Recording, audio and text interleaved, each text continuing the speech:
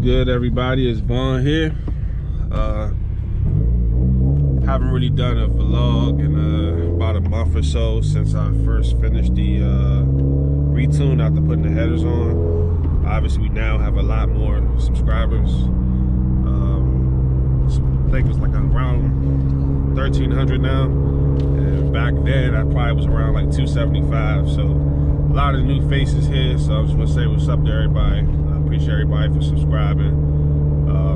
Usually don't do too many vlogs, but I've been getting a lot of questions about what's done to the car, horsepower, what mods are on the car, all that stuff. So just kind of wanted to do a little vlog to explain some of that stuff so people can get an understanding of what's done to the car.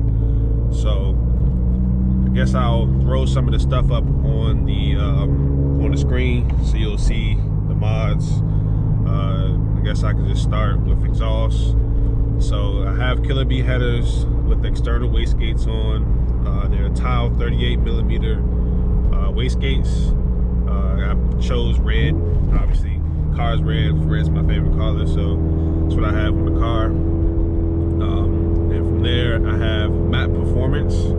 I have their catted downpipe and their turbo back exhaust. So it's basically from the catted downpipe all the way back. It's their exhaust, no mufflers, and have a Cobb intake, the big SF intake.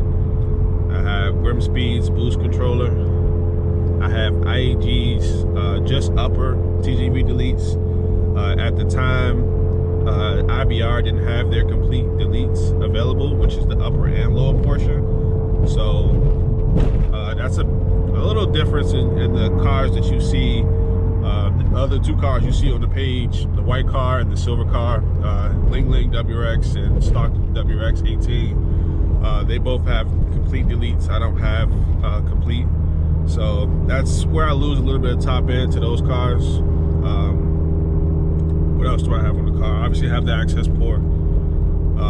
Cobb's flex fuel kit so that I can run flex fuel. You can run a mix between E60 and E70. Anything over E70, you get a check engine light. So I also have the AEM 340 low pressure fuel pump. So that's in the tank. I don't have a high pressure fuel pump. That's why I still mix. Am I missing anything? I think that's everything. So I'm tuned by Ron Watson at Fat Body Tuning. He is in California, and as you know, I'm in Maryland. If you didn't know, I'm in Maryland. So it's an E-tune, which I swear seems better than dyno tunes, because while you're doing the E-tuning process, you're doing pulls for him. For the last tune that we did 10, I think we maybe did 10 pulls on pump gas 93 and then 11 on E60. So each time you're sending him a log, you're doing 2,000 third gear from 2,000 RPMs to red line, send it off to him. He makes his adjustments, sends you a new map back and forth until it's complete. So I just feel like that's a lot more dialed in than just hopping on a dyno for an hour and then they're sending you on about your way. You know, this process could take weeks. So any problems that arise during that time or while you're trying to do a data log, it can be solved. Whereas if you're on a dyno, you get that tune done, that's it. Once you leave, if you have any problems, anything like that, then you have to start doing a different process. So he has the tune really dialed in. I will throw the dyno sheet up here, or the virtual dyno sheet up here. Take it for what you want. Virtual dyno seems to be very accurate from other people I've seen post their virtual dynos and then go to an actual dyno local to them and check. But every dyno reads differently. I don't really care about numbers. The car does work, and that's all I care about. So the daily map for pump gas 93 came out to 297, 336. The daily map for E60 came out to 380, 372. And then I have the kill file, which I do run races on, which is 400, 370. So the car feels great on that tune. I haven't had any problems with it, so that's what I've been running. I've been tuned by Ron for a complete year now. I got tuned by him for the first time back in March of 2020. I came from a big Grimm tune up in Massachusetts. I actually took that drive. It's like a 7-hour drive, and I'm not gonna speak badly about him. I just know that the tune, dyno sheet said that I made 380, 340, and this is before I even had my intercooler. I didn't have my intercooler yet. I didn't have the headers yet. So I left thinking that that's what it made, but it didn't make that. It's funny. It's a funny story. Ling Ling WRX, actually, I met him. That's how I met him. He found out I was Brenton and wanted to give me a race, and he got me with like half the mods I had. So that's what put me on to Ron and getting my tune changed out. So yeah, went to them, got tuned by them, and I had that tune on for about a year. We learned through virtual dyno that it was made like 300 wheel, 320 torque. So for that, the amount of mods I had on the car, it was like super conservative. Those are numbers that I'm making on pump gas now. So it is what it is. I'm with Ron now, and I haven't had any problems with the tune at all. Currently at 76,000 miles with the car. Bought it brand new, 0 miles off the lot. So still stock clutch, stock trans, stock block, and stock turbo.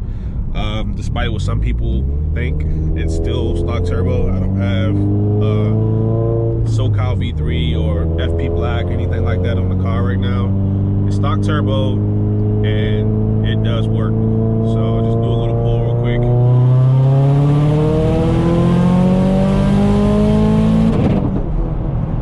Yeah, that shit pulls. So I'll pick it up. I'm gonna go park and show you around the car. Talk about a couple other things. Later in the video, I did go to the track on Friday. Today is Sunday. It was a 1/8 mile track, unprepped. They were just doing on drops, so there was no light. I did a solo pass, and I did a pass against looked like a Bolton MK6 GTI. That'll be at the end of the video, but for now, I'll park and show you around the car. All right, so this is the outside of the car. Nothing special. I'm still on stock ride height right now. I have Inky Rajin 18 by 9.5 plus 38s on the car. Just have some like bullshit Achilles ATR Sport 2s on there all seasons. They 265 35s, but haven't had any problems with them. In the snow it was okay. I mean, of course it's all-wheel drive, so you can really make, you know, adjustments as you drive. They're okay tires. They're pretty cheap. I got them from Simple Tire. I think they were like $330 for all four, and I've had them on for a year now. So had them on for about a year. Drive like 20,000 miles a year, and they still have tread left on them. They're fine. Engine bay, nothing crazy. Just like I said, you can see the carb intake. You can see the ETS front mount intercooler piping. I think that I did forget to mention that I do have an ETS front mount. It is a 3-inch. I know people were asking me about that when they were asking about heat soak, stuff like that, but your car's gonna heat soak if you do 10 pulls in a row. I mean, unless you're on meth or something, the car's gonna heat soak, so it doesn't matter. But yeah, have that on. I do have I think this is the Grimm Speed tow hook. I bought it like 3 years ago, so I really don't remember. Here in Maryland, you will get pulled over if you don't have a front plate, and obviously I didn't want to block the intercooler, so I have that on there. A lady did actually back up into me and hit that instead of my car, so that helped me out. That's why it looks a little bent, so sometimes it's turned upside down. I don't think there's anything else on the outside that's modified. I have a couple stickers. My Instagram here. If you haven't seen my Instagram yet, Nightmare_Vaughn. Have a Fat Body tuning sticker on there. In the back, I do have a Subi Speeds girly flap. Helps the back look a little bit better. Put that on. It's probably like one of my first mods I put on. That and the front lip. I actually had HT Auto's front lip on before. It was $240 and it fell off the first week. So I immediately just went to eBay and got another front lip. So it was really cheap, so I didn't really care. So that's probably like $90. It's the eBay lip you can find on it for like 90 bucks, so it's really cheap. So that's the car. Like I said, it's all the mods on it. The only thing I plan on doing soon is getting the headlights done. I did buy halos and a sea light from Diode, or Diode, however you say it, Diode Dynamics. I'll put the link up here on the video. But I bought those so I can customize the headlights, and we'll paint out this amber here that you see on the side. And that's pretty much it. So I mean, if there's any more questions, just let me know. But that's pretty much everything about the car. And like I said, the rest of this video will be just me. The 2 passes I did at the track, I did 4 passes.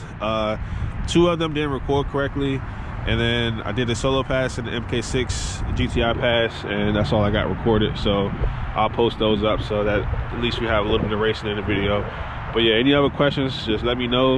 Like I said, the next couple videos, I'll just try to get some of the questions together and do another, Q&A, answer some of the questions people had. And yeah, that's it.